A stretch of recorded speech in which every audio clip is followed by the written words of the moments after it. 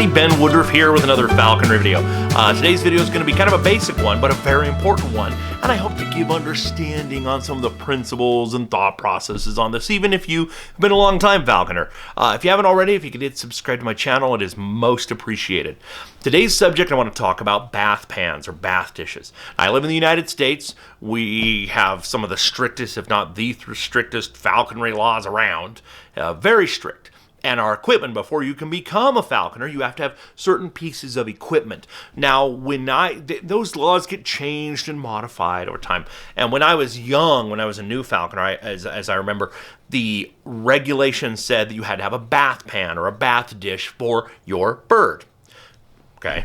And it specifically said that the bath dish had to be big enough for the bird to have its wings fully extended without touching either side. And that's stupid. I'll tell you why in a second. So I had to get like a kiddie wading pool, like a little kid's, you know, those swimming pools that are like that deep and like 6-7 feet wide for a red-tailed hawk. It's like, they're not ever going to go in that. And he didn't. And it's like, so if you understand how birds bathe and why they bathe, you know, bird just is like, I'm going to sit out here and go, ho ho, with my wings in the water. They don't do that. So let's talk about this and really kind of understand. Birds are delicate. Even the most powerful predatory birds are delicate. And in nature, when confronted unexpectedly by a threat, another predator coming after you, something scary, something startles you, normally most animals, their brain goes and glitches to the default of, instead of, what should I do about this? Their brain just goes fight or flight. Do I prepare to fight what's scaring me or coming after me, or do I try to run away from it? Birds typically lean far more heavily on the flight. Mammals can't fly. You know, most animals, a ground animal coming after a raptor cannot fly.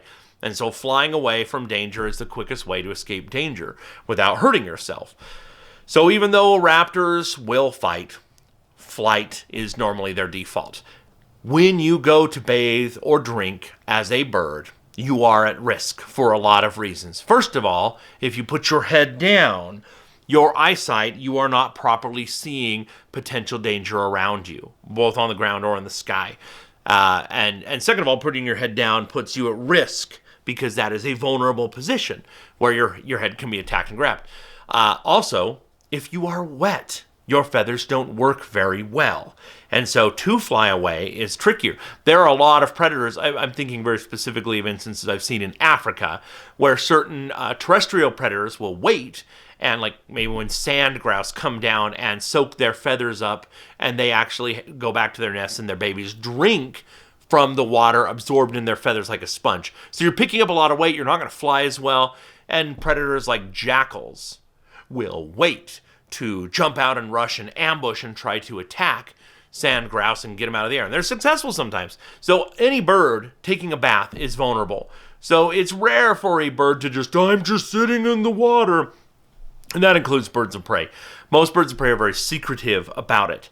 You do need a bath pan for your bird, even if you never see it drink, and even if you never see it bathe.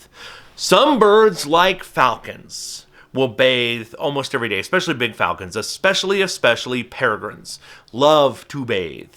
And it's not necessarily about cleanliness so much. That is when they drink. They seem to genuinely enjoy it, but it is also how their feathers will absorb and suck up in the shaft. Well, the feathers themselves will absorb, but the feather shafts, when they suck up that water, it helps their integrity. It helps them stay straight. If they're bent or busted up a little, they can straighten out and continue without breaking. I had a Cooper's hawk a couple years ago that broke several tail feathers, and I just every day would soak it in water, and they'd be fine, and they never broke all the way through. I never had to repair the tail. It was just from that. So that was me soaking the tail in hot water a little longer, which I've done videos on if you go back through the falconry playlist. But normally you can get a big bath dish. There's all different kinds. There's commercial kinds. But what I usually get that most of my birds prefer, even with eagles, I'll get an eagle a big bath dish and give them options, and they usually prefer what I get, which is a cement mixing trough. They're fairly cheap. They're usually like $20, sometimes cheaper. They're hard plastic. They're easy to replace, but they're very easy to clean. So that's something that you can put next to the perched bird, or put it in your mew or your weathering area, and the bird, when it feels like it, is going to jump in and it's going to bathe. From a little bird to an eagle. Now, usually for smaller birds, I get something smaller. You don't want it too deep, and the bird normally will step into the bath dish, and it's going to look around, and then it's going to get a drink, look around, get a drink, look around, and then eventually when it bathes, it's kind of goofy looking because they'll dip down their chest feathers and dip down their lower feathers, like their brood feathers, and then they might hop out after that. Okay, I got a little bit of water. Okay, now I'll go back in. Some of them are very spooky about it. Some of them you'll never see it. Some of it, they might just jump in, get a drink, take a tiny bath, and get out. Some birds just will right in front of you. The second you put the water there, they're like, yes! And they jump in, and they just love to get all wet. And some birds don't want to get out. One of my biggest golden eagle, Holly, she loved to just sit in it. She would take a big long bath, jump out, and then she'd just jump back in, especially in the summer, like to keep cool.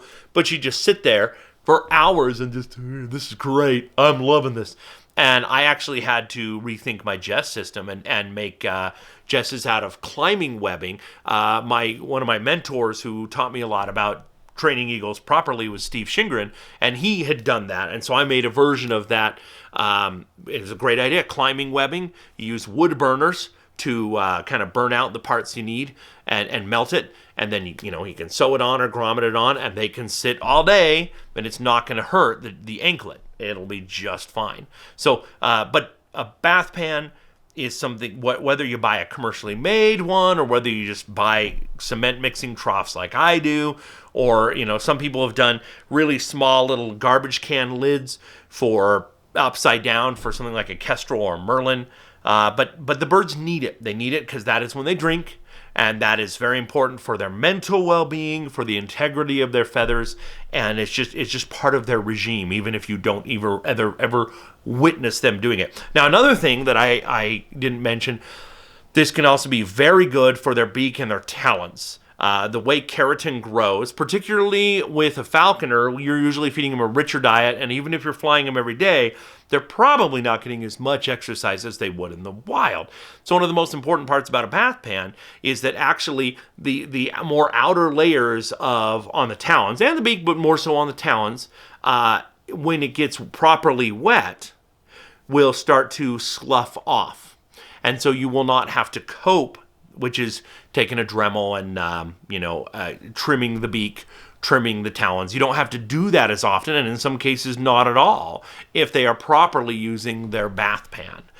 So that's another very important part of the process. But keep the water clean. I like to change it every day. I think it's a wiser thing to do. You can have mosquitoes that will populate in there, and then they could attack your bird and get them diseases like West Nile virus that you don't want. But just in general, cleaner water is better. You don't want, linking algae and green algae just are everywhere. And if you have stagnant water, that's what can happen. So every day it's good to just change it out. It's nice and easy. So very simple piece of equipment. One in the United States is legally required, but one that I recommend no matter where you live in the world.